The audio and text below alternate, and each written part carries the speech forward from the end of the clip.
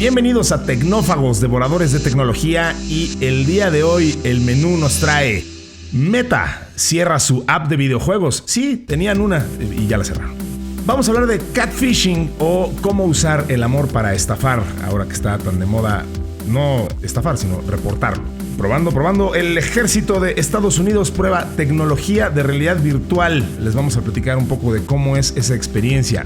¿Y por qué se ve tan mal la última película de mi superhéroe favorito en mi televisión? Les vamos a platicar un poco de las nuevas generaciones de televisores y de transportación de modelos y de blow-ups de definiciones de pantallas. De todo eso y mucho más vamos a hablar en esta emisión de Tecnófagos, devoradores de tecnología.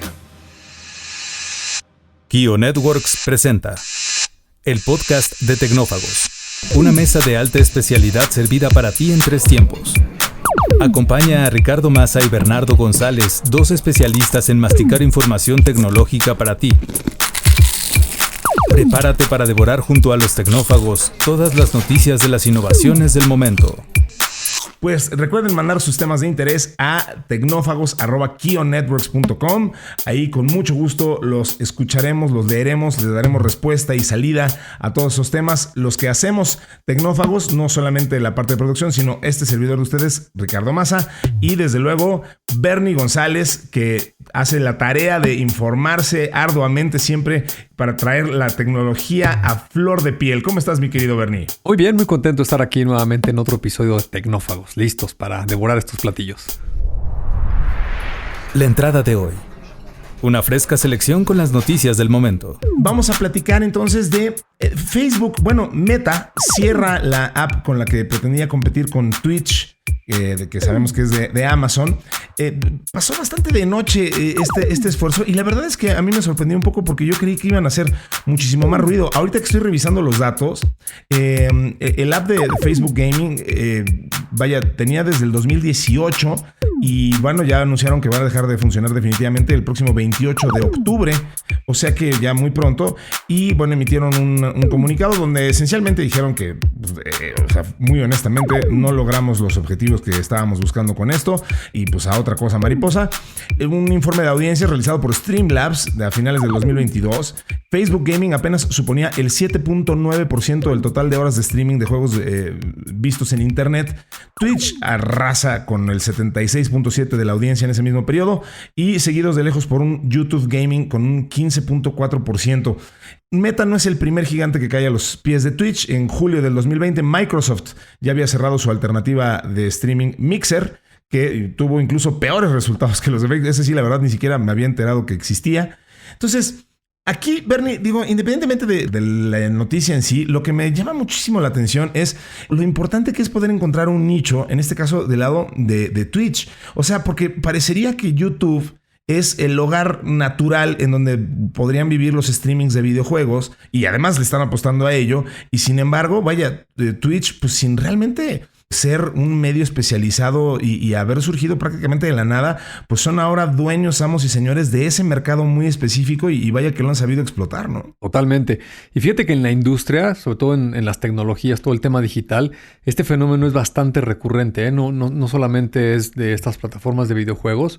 Yo cuando leía la nota recordaba a inicios del 2000, finales del 90, que Microsoft, que era una empresa enorme con un músculo tremendo de ingenieros, de propiedad intelectual, trataba de reaccionar contra el buscador de Google. ¿Te acuerdas que previo a Google estaban varios buscadores, Lycos, Excite, el propio Yahoo? Había muchísima actividad con muchas empresas, pero de repente Google se empezó a consolidar. Y Microsoft hizo toda una campaña y una inversión fuertísima, le metió cientos de millones de dólares para tratar de competirle a Google, y la verdad es que nunca pudo. O sea, las empresas cuando se posicionan con un producto, con un servicio de una manera importante, es muy difíciles de competir. Y ha habido otros ejemplos, ¿no? Por ejemplo, también Google a su vez le quiso competir a Facebook con las redes sociales. Recordarás que hace algunos años sacaron esta iniciativa. Google Plus. Google Plus. pusieron allá un vicepresidente, le metieron cualquier cantidad de dinero, cientos de millones de dólares, toda una campaña, iniciativas, herramientas, y no pudieron contra ellos, ¿no? Una más reciente, el propio Amazon, que ahora es el propietario de Twitch, quiso Jeff Bezos ahí de manera personal, traía un proyecto muy importante para él con un teléfono, un smartphone, el famosísimo Fire Phone, que creo que duró unas semanas después de que lo lanzó y fue un rotundo fracaso, ¿no? Y el mismo Facebook también tratando de competirle a Twitter, tratando de competirle a Snapchat, ahora muy recientemente a TikTok, y simplemente no pueden, ¿no? Esta es una gran lección porque en la industria quiere decir que o el que llega primero o el que se logra consolidar o el que toma una atracción importante con los usuarios, es bien difícil que lo desbanque alguien, y puede ser una empresa enorme, una gran tecnológica con mucho capital intelectual, con mucho dinero, y simplemente no pueden contra ellos, ¿no? Eso es espectacular y obviamente muy frustrante para las empresas que intentan esto. Y digo, ahorita hablábamos de YouTube y los ejemplos que pones son extraordinarios porque justo pues es que empresas que saben muy bien lo que están haciendo, que dedican recursos multimillonarios, que ponen a sus mejores mentes a trabajar y sobre todo, a ver, que dicen, es que es un no-brainer, nosotros deberíamos de podernos comer crudo este mercado y a estos cuates que no saben lo que están haciendo y nosotros sí, y sin embargo no se puede. Y Twitch además tiene esta historia. Digo, hoy son de Amazon, como ya dijimos, pero ellos surgieron como un spin-off de un canal de entretenimiento que era, bueno, no sé si todavía existe, pero era Justin.tv en ese momento, que pues básicamente era pues, igual, así como un canal de entretenimiento bastante general, y a alguien ahí dentro de Justin TV se les ocurrió, oye, pues ¿por qué no sacamos un canal de videojuegos donde se vea a la gente jugar, ¿no? Y pues digo, en ese momento apenas estamos hablando pues por ahí del 2014, una cosa por el estilo. Es cuando apenas empezaba ya a existir, digamos, la tecnología que permitiera esto, pues que puedes hacer un streaming de tu juego, porque eso requiere obviamente capacidades de cómputo muy grandes, porque los archivos de video son pesados, etcétera, y más si lo quieres transmitir en tiempo real. Entonces, apenas lo lanzaron como un experimento y mira nomás estos datos que tiene hoy Twitch. Bueno, es más, esto ni siquiera es tan reciente, esto es ya de febrero del 2020. Tenían 3 millones de transmisores, de broadcasters mensuales, 15 millones diarios de usuarios activos y 1.4 millones de usuarios recurrentes en cualquier determinado momento, ¿no? O sea, tienen ya más de 30,000 canales. O sea, es un monstruo Twitch y de un género que pues en esencia inventaron ellos, ¿no? O sea, que solidificaron ellos y crearon este nicho que ahora pues ya compite con la NFL y compite con el béisbol y con el fútbol de las actividades recreativas, déjame decirlo así, más seguidas por más gente en el mundo, ¿no? Y que más dinero están generando además. Sí, totalmente. Y hay que recordar que la industria del gaming, donde está metido el streaming de estos juegos en línea, pues está cercana a los 250 billones de dólares y se prevé que en los próximos 5 años va a tener un crecimiento muy importante, ¿no? Incluso en el entretenimiento, pues juega un papel fundamental porque seguramente todas estas tecnologías que hemos estado hablando aquí en episodios pasados de Tecnófagos van a ir consolidando y haciendo mucho más robusta una oferta más interactiva, más inmersiva para las personas y no dudes que en algunos años hacia adelante todas estas plataformas sean incluso más relevantes que a lo mejor que el cine, ¿no? Claro, totalmente de acuerdo y sin duda más relevantes que los deportes. Sobre todo como hoy los entendemos, ¿no? O sea, es más probable que los deportes empiecen a acercar más al gaming que el gaming a los deportes, ¿no? O sea, el gaming por sí solo los va a dejar atrás el deporte tradicional. Y yo lo entendí así en el momento en el que al principio, como a todo mundo, y sobre todo pues, los que ya tenemos más añitos, me llamaba mucho la atención que la gente pudiera pasarse el tiempo viendo a alguien más jugar un videojuego. Hasta que alguien me hizo el símil y me dijo, bueno, pues no es muy diferente a que tú te pongas a ver a alguien más jugando fútbol, ¿no? O sea... Sí, de hecho es un chiste, ¿no? Del papá que regaña al hijo que porque está viendo a alguien jugar videojuegos, que es muy tonto, y el niño le contesta, pues es lo mismo que estar en un televisor viendo jugar fútbol, soccer, americano, básquetbol, lo que quieras. Son otros jugadores, ¿no? Es exactamente lo mismo, ¿no? Es una forma de entretenerte viendo a alguien que tiene una gran destreza para desarrollar un deporte o en este caso los videojuegos que pues también es una actividad que requiere mucho talento. Sin lugar a duda una gran habilidad, ¿no? Cualquiera como servidor que se haya pasado largas horas jugando Street Fighter en la farmacia y que te haya llegado un chavo y te lo paso, chavo, y con gran habilidad haya podido... Y me invitas un refresco. Exacto. O sea, sabe que sí, de verdad que se requiere mucha habilidad para jugar videojuegos. Sí. Así que, pues muy interesante lo que está pasando con los amigos de Twitch y que ahora ya se quitaron a un competidor de las barbas. Pues bien por ellos. El plato fuerte, cocinado a fuego lento durante la semana. Tenemos esta nota bien interesante de lo que está ocurriendo sobre el catfishing, porque nos han preguntado mucho sobre eso. Y bueno, además, pues el mismo término se presta a cierta confusión porque no existe como tal. Ahora ya todo el mundo sabe de qué estás hablando con este tipo de estafas. Pero bueno, pues está muy, muy en boga este tema del catfishing. Entonces nos pidieron que habláramos un poquito sobre ello.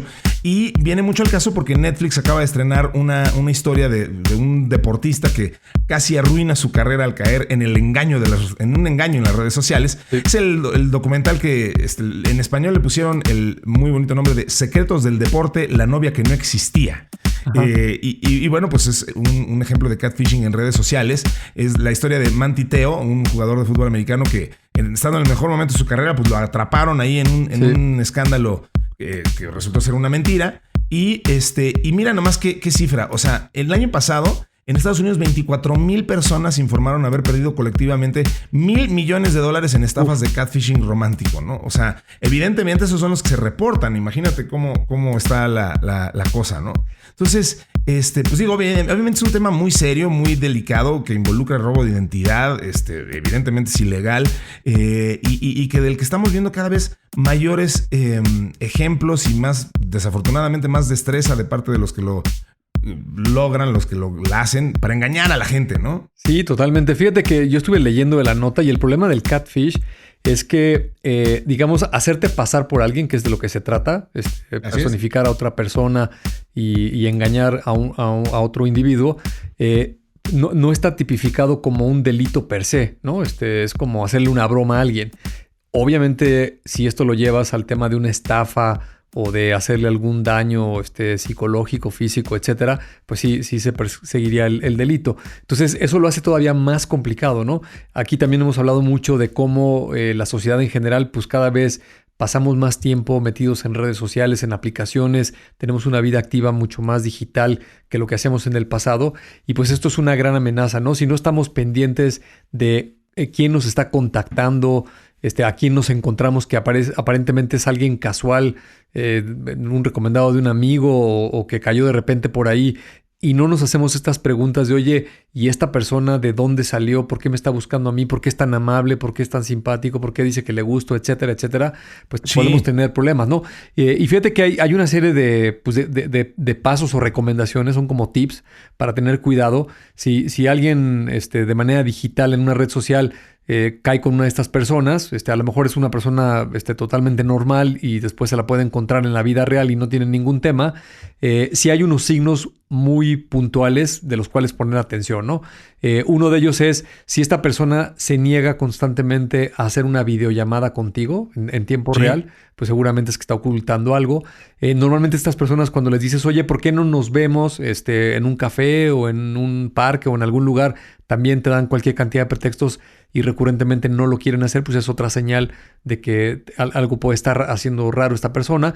Generalmente las cuentas con las que nos contactan son de reciente creación. Eso es algo muy importante que podemos validar. Eso es importante. Si tienen seguidores, si siguen a mucha gente, si tienen amigos, si están referenciados en algunos sitios, si tienen muy poca actividad social, pues también es otra señal de que hay que tener ahí cuidado. También pueden pedirle a la víctima, eso es bien común, empiezan a ganar su confianza y oye, pues mándame una foto, e incluso a veces las fotos son más comprometedoras, aspectos sexuales y ese tipo de cuestiones, y estas personas pues lo que van a hacer es después extorsionarte, ¿no? Entonces, aquí la recomendación para todos nuestros amigos que nos escuchan es, si se encuentran a alguien así casualmente, pues sí háganse estas preguntas de dónde salió y pónganle mucha atención a cualquiera de estos síntomas o signos, para que si es un catfish o les están queriendo tomar el pelo o pueden ser propensos a una estafa, pues se pongan las pilas y que no les vaya a pasar nada. Fíjate qué interesante dato nos ponen aquí sobre este tema del catfishing. Nos recuerdan el caso de Megan Mayer. ¿Te acuerdas que ese fue el primer caso atribuido, al menos de forma oficial, de un suicidio de una adolescente atribuible a internet? Esto fue en el 2006, si no me equivoco. Sí, en el 2006. Megan Mayer desafortunadamente se suicidó y en ese tiempo se manejó como el primer caso de cyberbullying, porque además esto ocurrió a través de MySpace, imagínate, ¿no? O sea, y lo interesante de esto es que justo, pues ahora ya visto en retrospectiva, pues el caso de esta mujer en realidad fue uno de los primeros casos de catfishing, porque los que no conozcan el caso, pues es bien interesante porque una persona de la escuela de esta mujer con toda la intención de hacerle daño emocional, creó un perfil falso, la manipuló emocionalmente y le hizo creer una serie de cosas.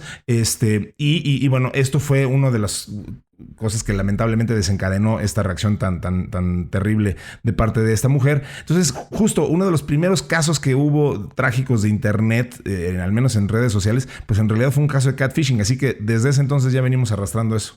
Sí, hay que poner muchísima atención y estar muy pendientes de todas estas cuestiones, porque a cualquiera de nosotros nos pueden sorprender si no tomamos las debidas precauciones. Cambiando de tema, vámonos entonces a esto del sistema integrado de aumento visual que ofrece 360 grados, pero ahora en el campo de batalla y de veras. Está muy interesante esto que hizo el ejército de Estados Unidos. Hicieron una demostración de 2 días de este sistema integrado de aumento visual, el IVAS, por sus siglas en inglés, y latina B chica AS.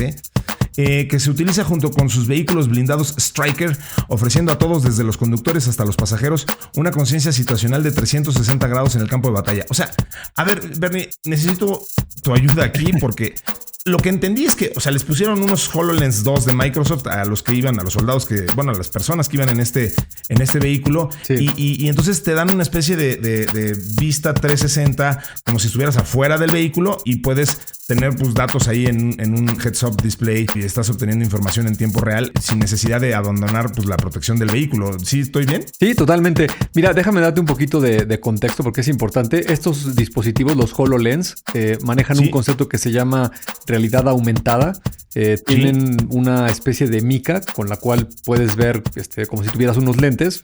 Sigues viendo a través de ese cristal o ese plástico de toda la realidad que tienes enfrente, pero esta mica es como una pantalla que te va a sobreimponer una imagen.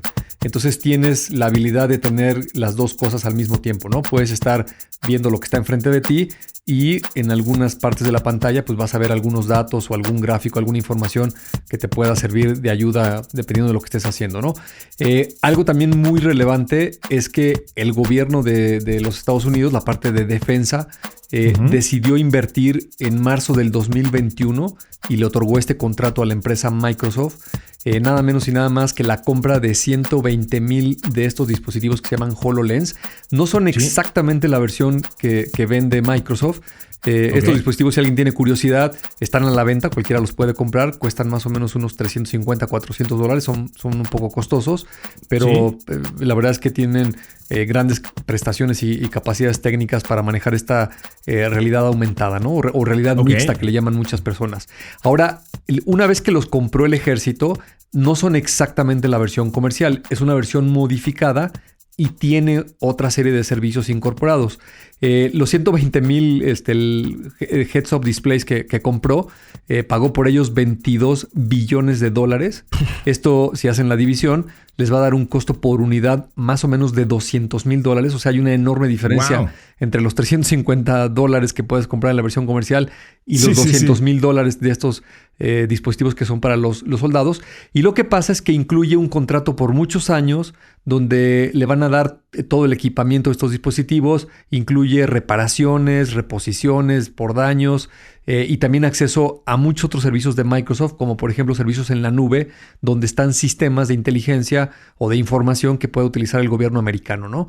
Entonces, este es un hardware que si ven por ahí las fotos en internet, si buscan esto del proyecto tal como lo decías tú, el IVAS, que significa Integrate Visual Augmented System, van a ver que los soldados traen el casco que usan todos los soldados. Tienen una especie de gogles, como los que también utiliza un esquiador, son más o menos de ese tamaño.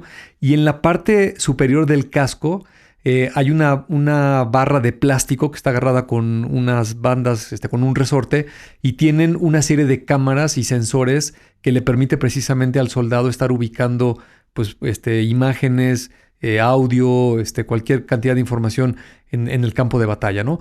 Esta demostración que hicieron, como bien lo apuntas, estaban conectados a unas cámaras que trae el vehículo en la parte exterior. Entonces, los soldados pueden ir en el interior del vehículo viendo en 360 grados lo que está pasando afuera, ¿no? Entonces, no se tienen que arriesgar. Perdón por el ejemplo, pero antes pues el soldado sacaba la cabeza para ver por dónde estaban los enemigos y a lo mejor le daban un balazo y perdía la vida o lo herían, ¿no? Ahora no tienen que hacer eso, pueden estar totalmente a salvo dentro del vehículo y pueden tener una gran visión de la periferia de lo que está sucediendo, ¿no? Pero lo importante es el potencial. Si unes todas estas piezas, este heads-up display y todos estos sistemas que ahora están en la nube, que están en tiempo real, pues te puedes dar una idea muy clara de cómo va a evolucionar esta parte militar de las campañas de asalto o los enfrentamientos que tienen normalmente estos ejércitos, porque estos soldados pues pueden estar recibiendo información muy precisa por otros dispositivos, como por ejemplo imágenes satelitales de dónde se encuentra el enemigo, cuestiones de clima que son muy relevantes, ¿no? Si alguien va caminando, no sé, en una montaña o en un lugar nevado, pues el viento, la temperatura son muy, muy relevantes para ubicar al enemigo, ¿no? O si hay neblina, a lo mejor la visibilidad no es muy buena, pues tienen apoyos de otros sistemas y todo esto lo tienes desplegado en esta mica enfrente de tus ojos que te puede estar ayudando, ¿no? Los aviones modernos, los últimos modelos, seguramente también lo han visto nuestros amigos que nos escuchan, tienen una especie de viseras que son unas micas que los pilotos las bajan y las ponen enfrente de ellos y les pueden dar ayudas visuales, digamos, para aterrizar el avión, etcétera, ¿no? Entonces, este concepto que en la industria se llama heads-up displays, son una pantalla que tienes enfrente de tus ojos, te puede dar mucha información y la verdad es que es muy interesante, ¿no? Y particularmente Microsoft, a veces no lo ubicamos metido en todas estas cuestiones de metaverso, pero también Microsoft tiene muchas compañías y muchos servicios que seguramente van a ir cerrando la pinza, ¿no? Leía por ahí yo en un libro que pues tienen el sistema operativo, por supuesto Windows, tienen todas las plataformas en la nube, tienen toda esta consola de videojuegos con despliegue de gráficos en tiempo real, dinámicos, compraron Minecraft, que tiene una gran cantidad de usuarios más acercándonos al tema del metaverso. Acaban de comprar Activision, Blizzard, que es la plataforma esta de juegos también enorme. Tienen las videollamadas más para oficinas, pero pues también se podrían utilizar en el campo de batalla con Teams. Y por si fuera poco, LinkedIn y una serie más de servicios que si los piensas todos juntos, integrados, interconectados y comunicándose, pues puede ser muy interesante lo que nos depara el futuro en los próximos años en todas estas cuestiones que nos acercan otra vez al metaverso, ¿no?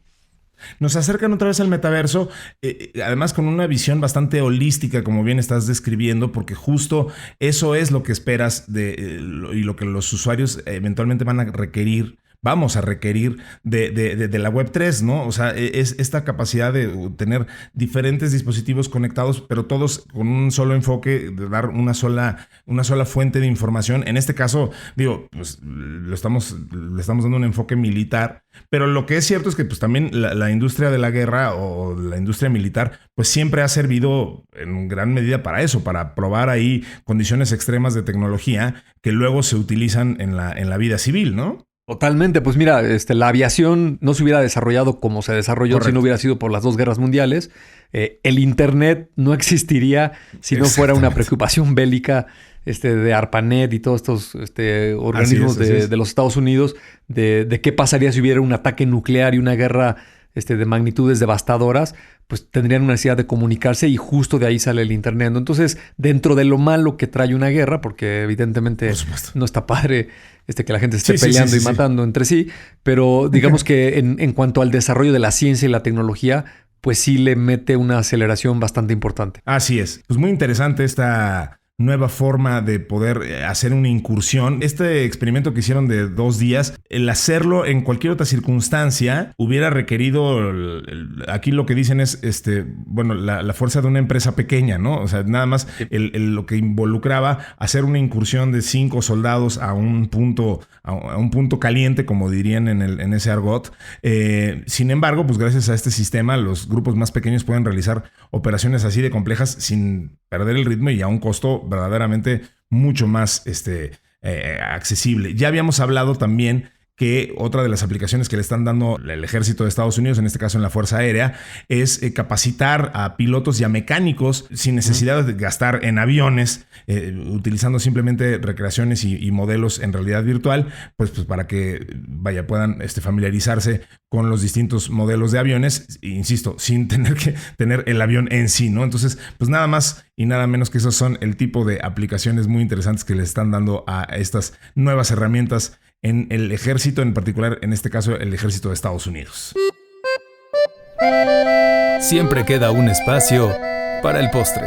Oye, Bernie, pues nos preguntaron el otro día por correo que habláramos sobre la calidad de las televisiones y por qué algunas películas muy recientes se ven muy mal a comparación de otras mucho más antiguas en televisores nuevos. Entonces, la pregunta es muy interesante, tiene muchísimas aristas. Digo, aquí decíamos, hay películas como Thor, Ragnarok, en donde Hulk, esto es famoso, digo, hay muchos videos en YouTube que critican esto.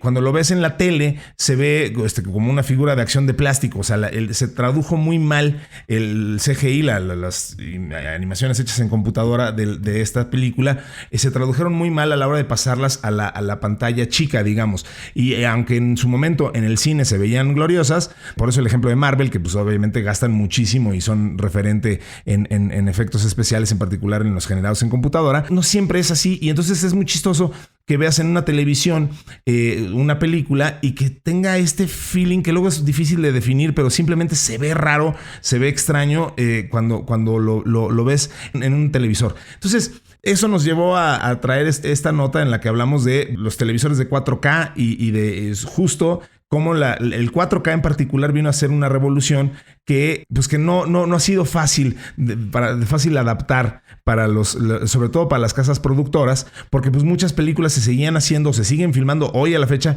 en 2K, que el antecesor del 4K, y a la hora de hacer este blow up, como le llaman el proceso de traducir algo que se filmó en 2K a 4K, que básicamente pues es llevarlo al cuadrado de su capacidad, se ve muy bien en la pantalla grande, pero cuando lo traduces de vuelta abajo, o sea, haces un pull down y lo llevas, lo quieres pasar en 4K en la pantalla de la televisión, pues no se ve tan bien y pierde, pues no fidelidad, pero simplemente tiene este efecto muy extraño en el que las cosas se ven muy raras. Entonces, esto tiene que ver, insisto, con lo rápido que se adoptó el 4K, gracias a que hubo empresas como TCL y Hisense que descubrieron cómo hacer paneles de 4K a precios muy bajos que al principio eran prohibitivos, ¿no? Sí, totalmente. Pues mira, lo que pasa es que en la industria del cine en particular y la televisión, hay un juego que con 2 aristas, ¿no? Una es el que produce el contenido y otro es el que lo despliega. Entonces, sobre todo hace algunos años, cuando no eran tan preponderantes las plataformas digitales, pues la mayoría de las películas o las grandes producciones se exhibían en cines. Y los cines contaban con proyectores. Y esos proyectores pues tenían una capacidad determinada, ¿no? Eran de alta definición, los famosos HDs, o después, ya hace algunos 10 años, había unos proyectores que tenían una capacidad de 2K. Pero 2K, para que se den una idea, si lo vemos en número de píxeles, lo que es la resolución de alta definición, el famoso HD, es un rectángulo de 1900 píxeles de largo por 1080 de alto, ¿no? Digamos que esa matriz, esa multiplicación de píxeles, es una serie de puntitos que son estos foquitos muy pequeños, microscópicos, con los cuales se arman todas las imágenes, ¿no? Cuando salen los proyectores 2K, la resolución pasa de 1920 a 2048, o sea, es muy poquito lo que creció la resolución de 2K. Sin embargo, cuando pasan a 4K, para que se hagan una idea de una imagen mental, imaginen una pantalla HD que le ponen una justo al lado, digamos a su lado derecho, y luego en estos 2 monitores pongan otros 2 encima para que tengan un total de 4 monitores, ¿no? Entonces, el 4K ahora tiene una resolución de 3840 píxeles, es decir, el doble de 1920, y de largo tiene 2160, que es el doble de 1080, ¿no? Es decir, para formar un 4K se necesitan 4 pantallas de HD, ¿no? Digamos que ahí, desafortunadamente, el 4 te hace pensar de que es 4 veces, esto que acabo de describir, pero... No, pero es más bien es 4X, exacto. Digamos. El ejemplo es más fácil si brincamos de 4K a 8K, ¿no? Cualquier persona pensaría que 8K es el doble de 4K, o sea, el número 8 es el doble del 4, pero en realidad no es así. Es exactamente lo mismo, ¿no? Tendrías que agarrar 4 pantallas de 4K y poner una al lado de la otra y ponerle 2 encima para hacer el cuadrado y eso te daría una resolución de 7600. Pero bueno, eso es un poquito para que entiendan las proporciones de las resoluciones. Ahora, ¿qué sucede con los productores? Alguien puede filmar una película en alta resolución, puede ser en película de 35 milímetros o lo puede hacer en digital en 4K o en 8K. Y luego todos estos efectos especiales que sobre todo ahora las nuevas producciones tienen, pues se generan en computadora. Y las computadoras pues generan una resolución que también puede ser en 4 o en 8K. Sin embargo, cuando llegas a la parte de la distribución, tienes que reducirle la resolución. ¿Por qué? Porque si la mayoría de las salas de cine tienen proyectores 2K, pues no puedes entregar las películas en 4K y menos en 8K. Las tienes que bajar de resolución. ¿Y qué sucede? Que cuando tú le bajas a algo la resolución, pues en términos generales no se pierde mucho de la imagen. Los píxeles simplemente se compactan. Pero cuando quieres hacer el proceso inverso, que es justo lo que sucedió con estas pantallas baratas de 4K, es que una de dos, o tienes los materiales originales que son vectores y digamos que son fórmulas matemáticas con las cuales puedes representar algo en una mayor escala, o si no lo tienes, pues vas a tener simplemente que tratar de crecer los píxeles y ahí es justo donde las imágenes se revientan, ¿no? Así le llaman técnicamente los diseñadores gráficos. Así es. Explotan los píxeles y entonces acabas con un resultado de que se ve muy fea la imagen, ¿no? Parece como que es un muñeco ahí que le implementaron de estas películas de Godzilla en blanco y negro. Y en realidad es eso, ¿no? Quiere decir que en los últimos 10 años el mercado de los televisores de 4K pues se abarató muchísimo, la gente adquirió estas pantallas y ahora cuando se conectan a un servicio de streaming, HBO, Disney Plus, en Netflix, etcétera, pues el servicio te avienta la imagen en 4K, pero en realidad el contenido original venía de una película en 2K que través de el televisor tiene un procesador, tiene memoria y realiza algunos procesos, pues lo que va a tratar de hacer es amplificarlo para que lo puedas ver bien. Y justo ahí es donde se revientan estas imágenes, ¿no? Entonces, que es un problema que pues la industria pues va a tener que actualizarse a mayor velocidad, distribuyendo estos contenidos en las resoluciones correctas. Totalmente, pero lo interesante de esto, lo mencionaste de pasadita, es cuando entonces estamos hablando de... Oye, y entonces, ¿por qué una película como... Aquí nos ponían el ejemplo de por qué Home Alone se ve mejor que Avengers Endgame? Bueno, pues por este proceso que está explicando Bernie, pero además porque Home Alone en su momento y todas las películas anteriores, de los años 90 y antes de que existiera el cine digital, pues como lo mencionó Bernie, se filmaron en celuloide y ya sea en algún formato de 35 milímetros o alguna cosa por el estilo, y por lo tanto... Cuando fueron digitalizadas, tuvieron un formato único que se ha ido traduciendo y replicando a lo largo del tiempo. Entonces, ese formato único no tiene que lidiar con este tema de los interlineados como lo que estás explicando. Y entonces, al haber sido filmado en 24 cuadros por segundo en un celuloide tradicional de 35 milímetros, pues simplemente esa es la imagen, el ojo humano mejor traduce, y pues, los efectos especiales que además seguramente en películas más antiguas pues no se hicieron en computadora, sino que se generaron en cuadro, pues entonces se siguen viendo exactamente iguales que como los recuerdas, y por lo tanto se ven mejor que algunos efectos digitales que ya sufrieron este proceso de pull up y pull down que ya explicó Bernie. Sí, fíjate, un dato curioso con el formato de celuloide de los 35 milímetros, a lo mejor yo pensaba lo mismo, por ser analógico y por ser una película que se revela y todos estos procesos. Yo dije, no, pues eso ya es anticuado y ahora lo digital tiene más resolución. Y no, resulta que tiene mucho más fidelidad este celuloide. hay directores de películas muy costosas que siguen grabando sus películas en 35 milímetros precisamente por la resolución que les da. El ejemplo que pones de Home Alone, no lo notas porque no tiene efectos por computadora, ¿no? Es una película que se grabó con personas reales y se grabó en locaciones y en escenografías donde no había prácticamente ningún efecto. Y pues nunca vas a notar esa diferencia. Cuando te vas a una de estas de superhéroes de Avengers, pues la película está retacada de efectos de CGI, por computadora. Todo se filmó con una pantalla verde. Sí. Y entonces ahí sí notas lo que es personajes de a de veras y locaciones con algo fabricado por computadora, por lo que expliqué hace un momento de estas resoluciones. Así es. Y la razón por la que todavía, incluso hablando de 8K, que ya se hacen cosas en 8K, no le llega a ese feeling tan interesante que sí tiene el celuloide de 35 milímetros es porque es el mismo principio. Aquí estamos hablando de píxeles y ya nos hablabas de, o sea, cómo se dividiría esto en un grid si lo viéramos ahí gráficamente. En el caso del celuloide, pues cada milímetro de la pantalla tiene millones de granos, en este caso son aluros de plata, que cada uno de ellos genera una especie de píxel, pero pues son millones y millones y millones. Sí. Un contraste de luz. Claro. Exactamente. Entonces, por eso no le llega a ese feeling, esa calidez que tiene el celuloide y por eso muchos directores lo siguen prefiriendo. Exactamente. Estamos hablando de átomos contra LEDs, foquitos en una matriz. Así es. Pues bueno, con esa nos despedimos, como dirían los mariachis. Y muchísimas gracias a todos por habernos escuchado en una emisión más de Tecnófagos Devoradores de Tecnología. Gracias a Mario Terrés en la edición, a Dalibasti Santiago en la redacción, a Gina Rangel y a Citlal Simbayarta en la producción de este podcast. Y sobre todo, gracias mi querido Bernie por haber estado una vez más y haberme hecho compañía en este gran proyecto que hacemos juntos, que es Tecnófagos Devoradores de Tecnología. No, pues un placer, al contrario. Como siempre lo digo, me divierte muchísimo estar conversando contigo y con toda la audiencia que amablemente nos escucha aquí en Tecnófagos.